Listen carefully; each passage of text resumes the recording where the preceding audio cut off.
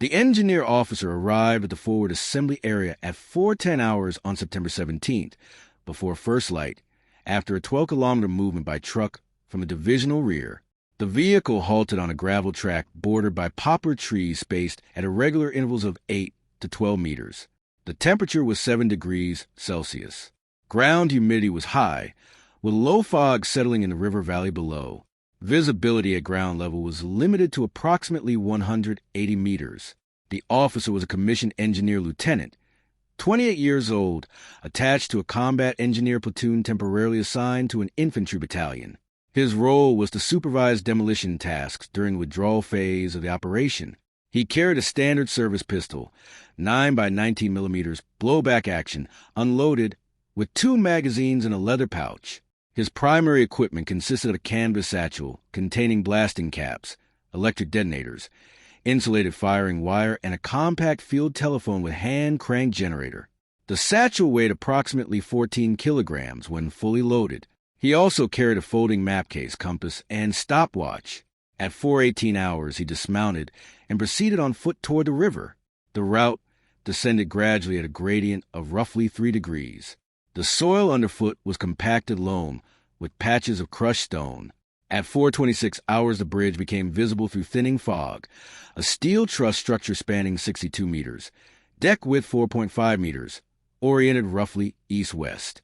The river beneath was 18 meters wide at midspan, flowing south at an estimated speed of 1.2 meters per second. Water level was low, exposing gravel bars near the northern bank. The bridge had been constructed in the late 1920s, riveted steel with wooden planking over transverse steel beams. Load rating was approximately 20 tons. The eastern approach was slightly elevated, approximately 2.4 meters above the western bank. The officer noted this immediately, as it affected placement of charges and expected collapse pattern. At 4:31 hours, he met the platoon sergeant at the western abutment. The sergeant reported that infantry units were still withdrawing from positions 2 kilometers east of the river, moving in small groups to avoid detection.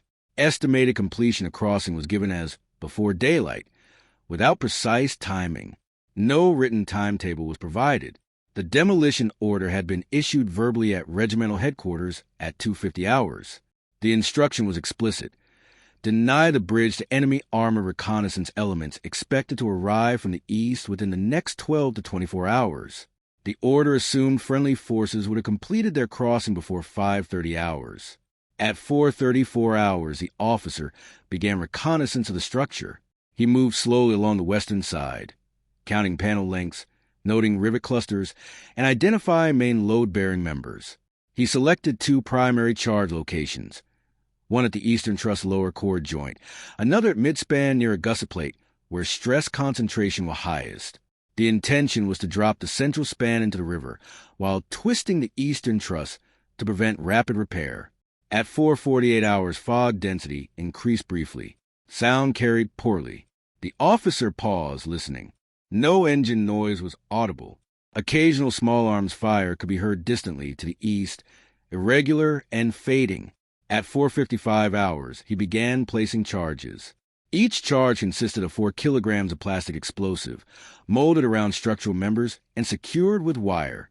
Electric detonators were inserted and checked with a galvanometer. Resistance readings were within acceptable limits. By 5:12 hours, both primary charges were in place. Secondary charges of 2 kilograms each were attached to deck beams to ensure roadway collapse. The total explosive weight was 12 kilograms. Firing wire was run back along the western bank to a shallow depression 35 meters from the abutment, offering partial concealment. At 5:18 hours, the officer completed continuity checks. The firing circuit was intact. He recorded the time in his notebook. Dawn light was increasing, though the sun had not yet broken the horizon. Visibility improved to approximately 300 meters. At 5:21 hours, the sound of boots on what became audible from the eastern approach. The officer stood, moved closer to the bridge edge, and observed through binoculars. Infantry were crossing. First a file of 6 men, then another group following at a distance of 40 meters. They were moving cautiously, weapons slung, heads low. The officer noted unit insignia, matching the battalion, he was attached to. At 5:24 hours, he checked his watch. According to the original order, Demolition Authority was his once charges were set and friendly forces cleared. However, clearance was clearly incomplete. He did not yet move to the firing position. He waited, observing. At 5:31 hours, additional soldiers appeared, including one man assisting another who was limping. Movement was slow. The officer counted silently. By 5:40 hours, approximately 32 men had crossed since he first observed them. The eastern bank remained active with figures emerging intermittently from fog. At 5:43 hours, a runner arrived from the west, breathless, reporting that enemy patrols had been sighted 1 kilometer east, moving cautiously. No armor was confirmed. The runner had no updated demolition timing. The officer returned to the firing position at 5:46 hours, but did not connect the detonator leads to the exploder. He sat on his heels, watching the bridge through the sparse brush. Light wind from the north carried the smell of damp wood and river water. His gloves were wet. Fatigue was evident. He had been awake for 23 hours. At 5:52 hours, the sound of distant track vehicles was faintly audible, low frequency, intermittent, possibly masked by terrain. The officer could not confirm direction with certainty. He checked the firing wire again for damage. None was found. At 5:58 hours, another group of infantry reached the western bank. One man paused, turned, and looked back east before moving on. The officer noted that no officer accompanied them. At 6:02 hours, the fog lifted abruptly. The bridge and eastern approach were now clearly visible to at least 600 meters. Several more soldiers were seen approaching the bridge from the east, spread out, using the embankment for cover. The officer remained stationary. He did not signal. He did not move to fire.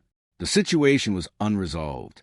He continued to observe, time passing in measured intervals, aware that the charges were live, and the order remained in effect. At 6:07 hours, with daylight established, the officer reassessed the tactical situation. Enemy doctrine in this sector emphasized rapid exploitation by reconnaissance elements, typically light armored cars supported by motorcycle infantry. Such units often advance ahead of main forces to seize crossings intact. The presence of friendly infantry still east of the river significantly complicated the demolition timeline. The officer adjusted his position slightly, moving 5 meters north to improve his angle on the eastern road. From this point, the road descended gently toward the bridge, bordered by low stone walls and scattered shrubs. The surface was compacted dirt with ruts indicating previous vehicle traffic. He estimated that an armored car could reach the bridge within 3 to 4 minutes once visible. At 6:12 hours, a single rifle shot cracked from the east, followed by 2 more in quick succession. The sound was sharp, consistent with bolt-action rifles of standard issue. No automatic fire followed. The infantry on the bridge halted briefly, then resumed movement at a faster pace. The officer noted increased urgency, but no panic. At 6:15 hours, he observed 2 figures prone on the eastern approach, approximately 120 meters from the bridge, scanning forward. They appeared to be providing rear security. Their posture suggested awareness of pursuit. The officer checked his watch repeatedly. He calculated the minimum time required for safe demolition once the last friendly cleared, approximately 20 seconds to connect the exploder, verify line, and fire. He also calculated the blast radius. Anyone on the bridge or within 15 meters would be killed or severely injured by structural collapse and debris. At 6:19 hours, engine noise became distinct. A single engine, low revving, then another. The sound came from the east-northeast, distance estimated at 800 to 1,000 meters. The officer could not see the vehicles yet. He felt increased pressure, but remained motionless. At 6:23 hours, infantry fire increased briefly, a short exchange lasting less than 30 seconds. Dust rose near the road. The prone soldiers withdrew toward the bridge, moving in short bounds. One fell, then rose again. No casualties were confirmed from the officer's vantage point. At 6:26 hours, the first friendly soldiers reached the western bank of the run. They did not stop. They continued uphill toward cover. The officer counted again. At least 10 more were still east of the river. At 6:30 hours, The silhouette of a light armored vehicle became visible at the far end of the road, partially obscured by trees. It halted briefly, then moved forward again. The officer identified it as a four-wheeled armored car, approximately 6 tons, armed with a light autocannon or heavy machine gun. Based on silhouette, enemy Doctrine at this stage typically avoided charging an intact bridge under uncertain conditions. Reconnaissance vehicles would probe, observe, and attempt to secure the crossing before committing heavier assets. The officer understood that delay favored the enemy only if the bridge remained intact. At 6:33 hours, the armored car halted at approximately 500 meters. Dismounted infantry appeared, moving to the roadside. They deployed cautiously, using cover, indicating awareness of possible demolition. The officer noted this adaptation. Friendly infantry continued to cross, now in smaller groups, moving faster. One man stumbled on the wooden planks, but recovered. The officer's attention alternated between the bridge deck, the firing wire at his feet, and the enemy position. At 6:38 hours, sporadic fire resumed. Bullets struck the wooden decking, producing sharp cracks. No return fire was observed from the western bank. The officer remained in cover, head low, binoculars raised intermittently. At 6:41 hours, the enemy infantry began using smoke. A small white cloud formed near the eastern road bend, drifting slowly with the wind. This suggested preparation for closer reconnaissance or an attempt to obscure demolition triggers. The officer understood that once enemy forces reached the bridge, even without crossing, the demolition would be compromised. However, friendly troops were still present on the structure. At 6:45 hours, he observed the last friendly group begin crossing. For men, one carrying a light machine gun, another supporting him. They moved steadily but not quickly. The officer tightened his grip on the exploder handle, though it was not yet connected. At 6:47 hours, enemy fire intensified briefly, then ceased. The smoke thickened. The armored car moved forward again, stopping at 300 meters. The officer estimated that the enemy could reach the bridge in under 2 minutes if they chose to rush. At 6:49 hours, the 4 men were halfway across the bridge. The officer waited. At 6:50 hours, the 4 men continued across the bridge. Their spacing was irregular, ranging from 3 to 6 meters. The man with the light machine gun paused briefly near the center, adjusting his grip. The officer observed the position of the midspan charge directly beneath that section of decking. He calculated the delay between detonation and structural failure at less than 1 second. There would be no margin. At 6:52 hours, the enemy smoke began to thin. Wind from the north increased slightly, measured later at approximately 6 kilometers per hour. The armored car advanced another 50 meters and halted again. Enemy infantry were now dispersed on both sides of the road, using the shallow ditches for cover. One man raised binoculars and scanned the bridge. At 6:54 hours, the first of the 4 friendly soldiers reached the western abutment. He did not stop. The second followed 8 seconds later. The remaining 2 were still on the bridge, moving faster now, heads down. At 6:55 hours, a burst of automatic fire struck the eastern truss, sparks visible where rounds impacted steel. The officer noted the weapon's cadence, consistent with a light machine gun firing short, controlled bursts. No round struck near his position. At 6:56 hours, the 3rd friendly soldier cleared the bridge. The final man, carrying additional ammunition, was approximately 5 meters from the western edge. The officer leaned forward slightly, hand hovering over the exploder terminals. At 6:57 hours, the last man stepped onto the western bank. He stumbled, recovered, and ran uphill. The bridge was momentarily clear. The officer connected the firing leads to the exploder at 6 hours 57 minutes and 20 seconds hours. He performed a rapid continuity check by feel, not by instrument. He did not look back at the bridge. At 6 hours 57 minutes and 28 seconds hours, enemy infantry began moving toward the bridge in short bounds, closing the distance from 300 meters to approximately 220 meters. The armored car's engine revved. At 6 hours 57 minutes and 35 seconds hours, the officer depressed the exploder handle. The detonation was immediate. The midspan charge fired first, followed by the Eastern Trust charge within milliseconds. The sound was sharp and concussive, a flat crack followed by a deeper structural groan. The wooden decking lifted and fragmented. Steel members twisted inward. The central portion of the bridge collapsed downward, rotating slightly clockwise before striking the river. Water erupted upward in a narrow column, reaching approximately 6 meters. At 6 hours, 57 minutes, and 37 seconds hours, secondary charges detonated, tearing through remaining deck beams. The eastern truss folded partially, but did not fully separate from the abutment. The roadway was completely severed. The officer remained crouched, hand still on the exploder. He waited for debris to settle. The sound of falling metal continued for several seconds, followed by splashing and hiss of disturbed water. At 6:58 hours, enemy fire ceased. The armored car reversed approximately 30 meters, then halted. Enemy infantry froze in place, some prone, others kneeling. Smoke dissipated rapidly now that the bridge was down. At 7 o'clock hours, the officer disconnected the firing leads and placed the exploder back into his satchel. He observed the ruined structure. The central span lay partially submerged, angled downstream, with twisted steel protruding above a waterline. Repair under fire would be difficult and time-consuming. At 7:04 hours, friendly infantry regrouped further uphill. No one returned to the bridge. No casualties from the demolition were reported or observed. At 7:12 hours, the enemy began indirect fire. Mortar rounds landed sporadically near the western bank, ranging in. The officer moved his position 20 meters south, taking cover behind a low embankment.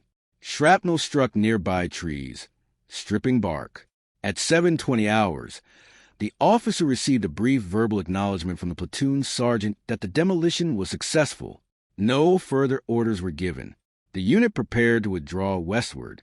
At 7:32 hours, the withdrawal began. The engineer officer moved with the rear elements, maintaining situational awareness.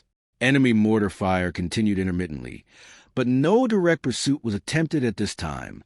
The destroyed bridge forced the enemy to halt and reassess. By 8:15 hours, the unit reached a secondary defensive line 2 kilometers west. The officer noted increased fatigue. His hands trembled slightly as he adjusted his equipment. He recorded the demolition time and charge placement in his notebook. Throughout the remainder of the morning, enemy forces probed alternative crossings upstream and downstream. At 9:40 hours, distant engine noise indicated bridging equipment being brought forward, but no immediate crossing was achieved. The officer's role shifted to advisory. He provided estimates on repair time, stating that with prefabricated bridging, a light crossing could be established within 6 to 8 hours under ideal conditions, longer under fire. At 11:30 hours, sporadic artillery fire fell near the secondary line.